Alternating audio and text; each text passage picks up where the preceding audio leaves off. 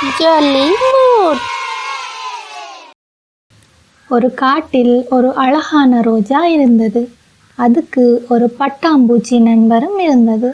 ஒரு நாள் வெளியில் போன பட்டாம்பூச்சி திரும்பி வரும்போது ரோஜா தேனீயுடன் நட்பாக இருப்பதை பார்த்தது.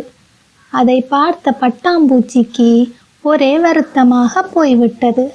உடனே அந்த ரோஜாவுடன் சண்டைக்கு போனது பட்டாம்பூச்சி. அதுக்கு அந்த ரோஜா, நீ ஏன் நான் இன்னொருவருடன் நட்பாக இருப்பதை விரும்பவில்லை என்று கேட்டது.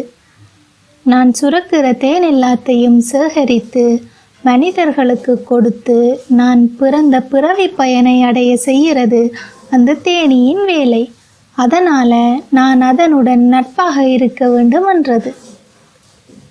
ஆனா நீ அதை பார்த்து பொறாமைப்படுவது சரியில்லை என்று சொல்லியது. அதை கேட்ட பட்டாம்பூச்சி, அடடா, உன்னை எனது பொறாமையால் அவமதித்து விட்டேன், எனக்கு தக்க தண்டனை கொடு என்று சொல்லியது. அப்பொழுதுதான் பொறாமை குணமுள்ளவர்களுக்கு வெளியில் இருந்து துன்பம் வர தேவையில்லை, அவர்களின் பொறாமை குணமே அவர்களுக்கு தண்டனை தான் என்று சொல்லியது ரோஜா. இந்த கதையின் நீதி, பொறாமை எண்ணமே ஒருவருக்கு தண்டனையாக அமையும். இந்த கதை உங்களுக்கு பிடிச்சிருந்தா லைக் பண்ணுங்க, சப்ஸ்கிரைப் பண்ணுங்க.